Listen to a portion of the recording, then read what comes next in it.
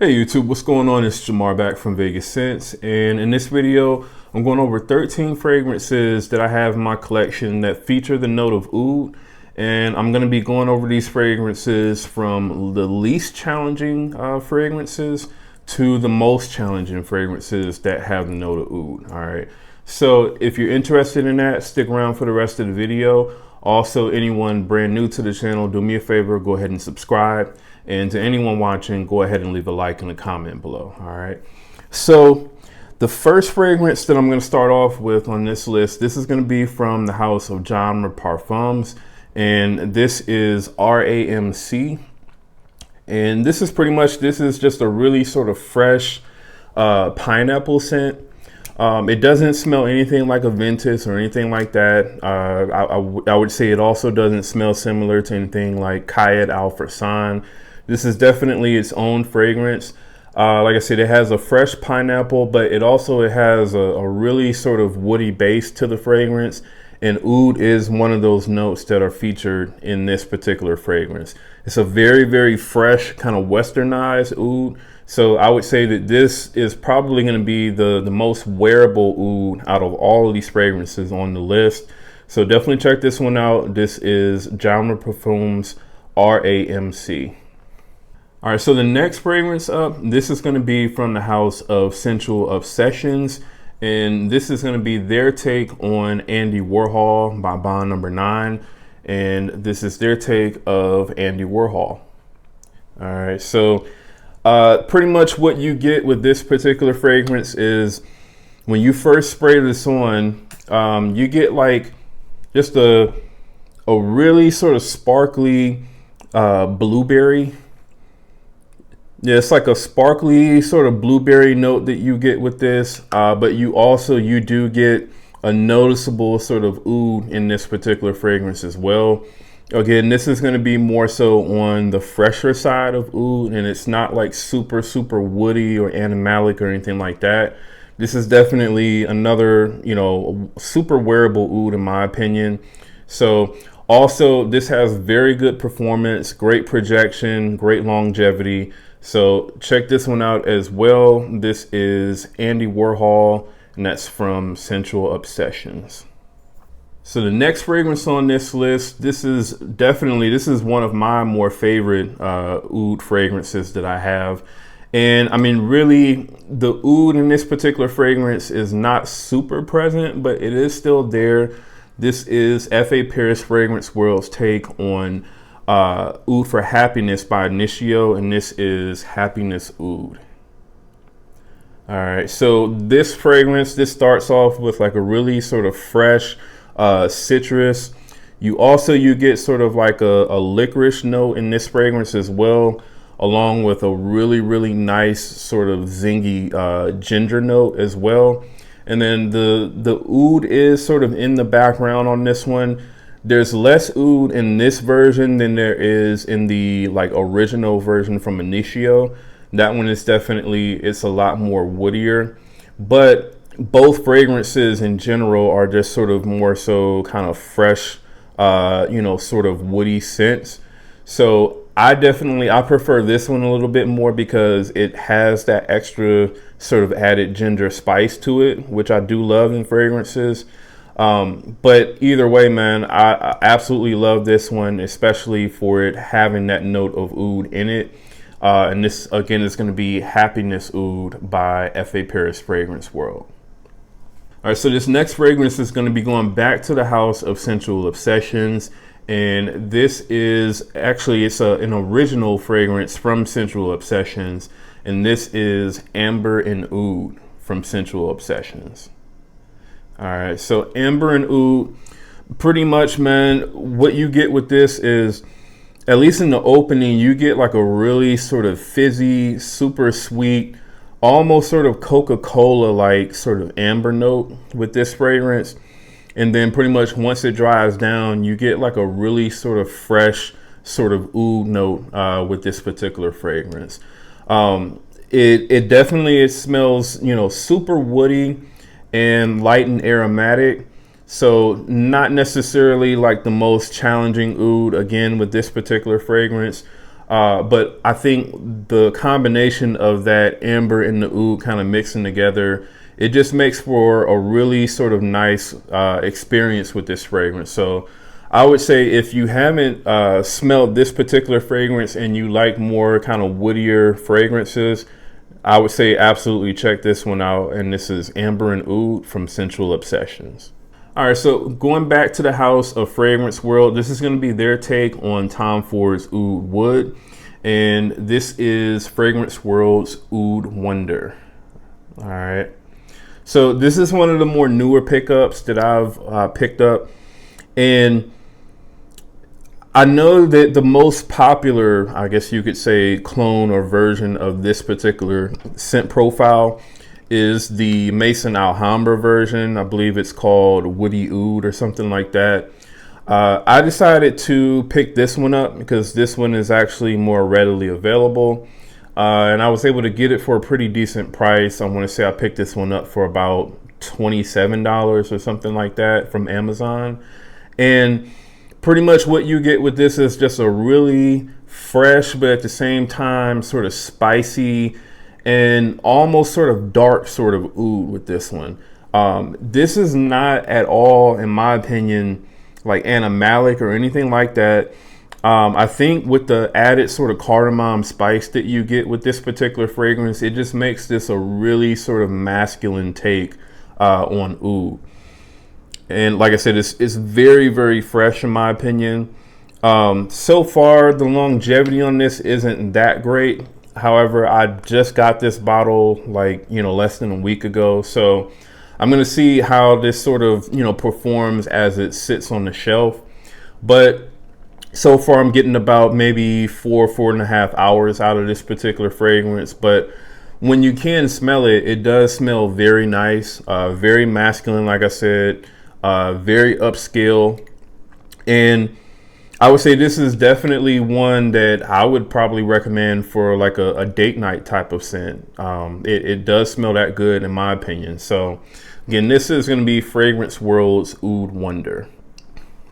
All right, so the next fragrance up, this is going to be from the house of Alexandria Fragrances. And this is also going to be a original fragrance from them. This is Hafez 1984 Intense. All right. So this is pretty much, this is like a really sort of sweet, almost kind of gourmand sort of take on oud. So this has notes like coffee in it. I believe there's like also some vanilla undertones in this one as well. And then the oud in this, it does come across as being, pretty woody, but it's a very sort of light woody oud that I get from this particular fragrance. And it's not necessarily, in my opinion, something that really sticks out. But I mean, if you really kind of pay close attention, you can tell that this has oud in it.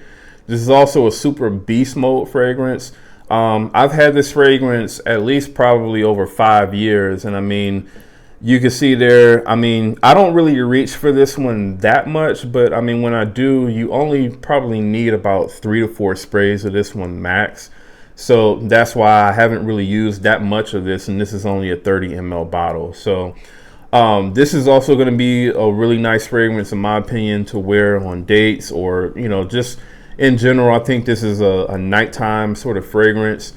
Definitely more so suited for like the fall and winter, I would say, in my opinion. So definitely, if you like more so like a gourmand sort of take on oud, I would say absolutely check this one out. And this is Hafez 1984 Intense by Alexandria Fragrances.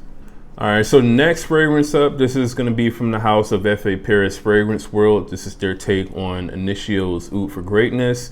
And this is Glorious Oud. All right.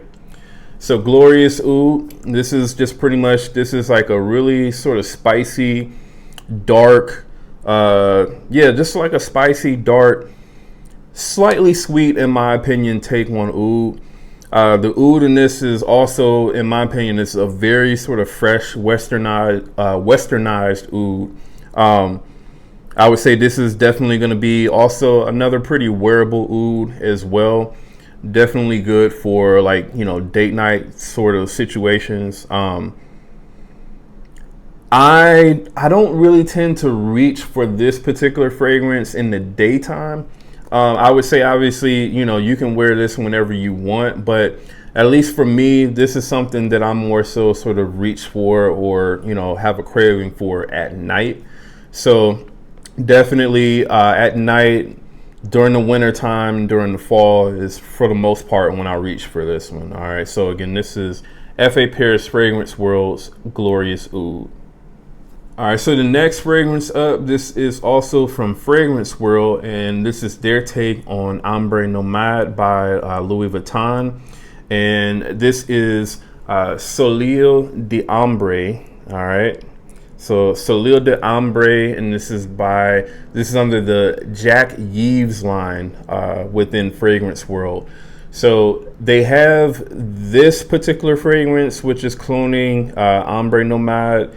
And then they also, from what I understand, they have another one that is cloning one of the rose fragrances from Louis Vuitton.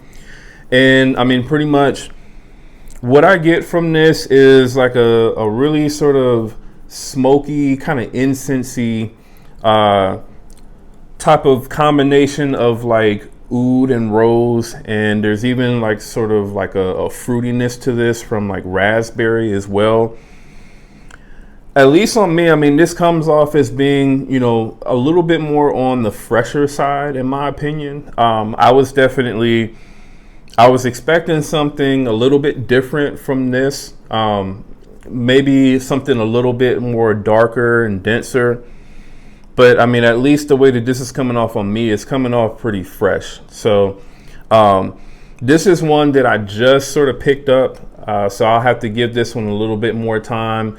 And get a few more wearings in with it. But so far, I mean, for the most part, I think that this is a pretty wearable oud as well. All right. So if you're interested in an Ombre Nomad clone, I would say check this one out as well. This is from Fragrance World, and this is going to be Soleil de Ombre. All right, so the next fragrance up, this, in my opinion, this is going to be a little bit more challenging when it comes to a oud fragrance. Now, this is actually a clone of Parfums de Marly's Latent Exclusive.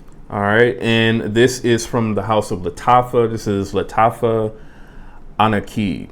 All right, so you see, man, it's a weird looking bottle for sure, but this has that sort of latent DNA where you're getting that sort of, you know, sweet, spicy kind of apple cinnamon sort of vibe from the fragrance, but you're getting a really heavy dose of like a super dry, in my opinion, heavy sort of oud note in this particular fragrance. So in my opinion, it makes it stronger than, you know, what you get with something like Latent, where Latent is a little bit more sort of fresher. In my opinion, this is going to be a little bit more sort of denser, darker, richer. Yeah, definitely denser, darker, richer, deeper. That's the best way for me to describe this particular fragrance.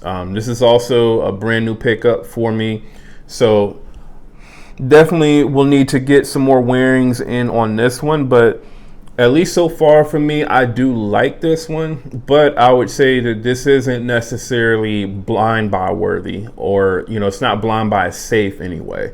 Definitely, I would say this is going to be one that you're going to want to be familiar with the note of oud, or, you know, at least know that you like some sort of oud scents before you pick it up. Because if you're not at all familiar with the note of oud, I think there's enough of that oud note in this particular fragrance that may sort of throw you off. All right. So again, this is Anaqeed by Latava. All right, so the next fragrance up, this is from the house of Latava as well. This is a part of their Badi Al Oud series, and this is Badi Al Oud Amethyst. All right, so this is like a rose oud combination, and In my opinion, I do really like this one, but I know with a lot of people, this can be pretty hit or miss. You know, this is definitely, it's a sort of jammy sort of rose that you get with this one. And then I would say the oud in this fragrance is not super present, but just the combination of those two notes, I think for a lot of people may be a little bit more on the challenging side. I've definitely seen people who don't care for this particular fragrance at all once they've smelled it, but at least for me, I do enjoy this particular fragrance. So I would say, you know, if possible, if you can find a website that has decants of this particular fragrance, maybe look for that and pick one of those up before you actually go out and buy a full bottle. This does go for pretty cheap now. I want to say you could probably get this for under $30 for a full bottle.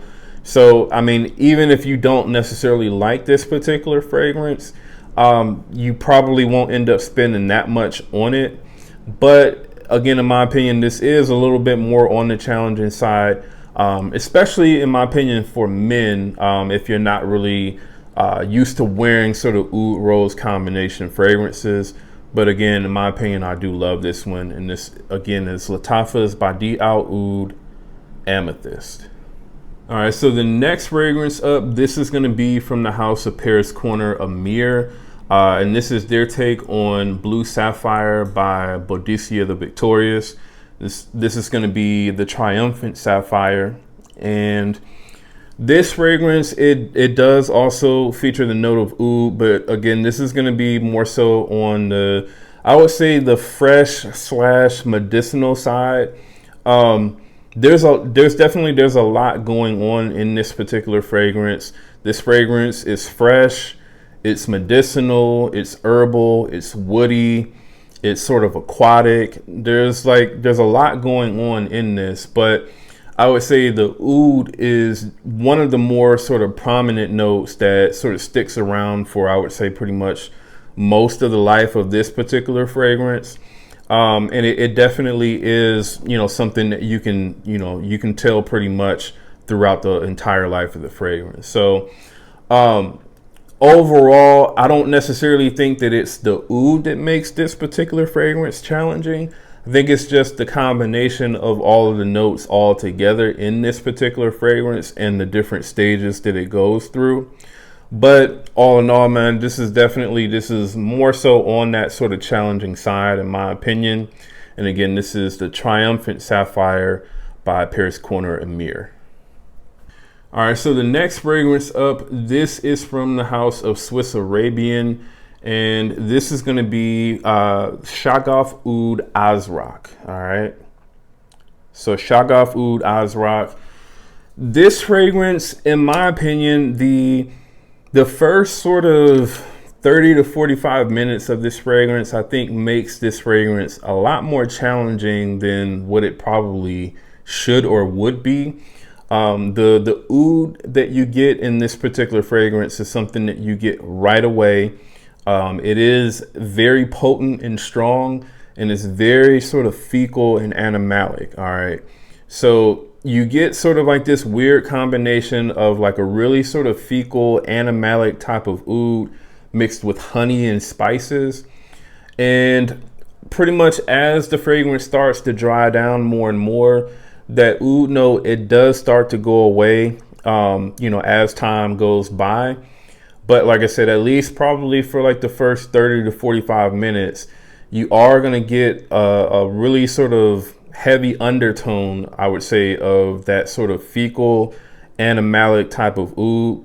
Again, mixed with honey and also mixed with spices like cinnamon. But after that point, this becomes a really, really nice sort of delicious gourmand fragrance. So I think if you can get past those first 30 to 45 minutes of this particular fragrance, after that, this is a absolutely beautiful fragrance.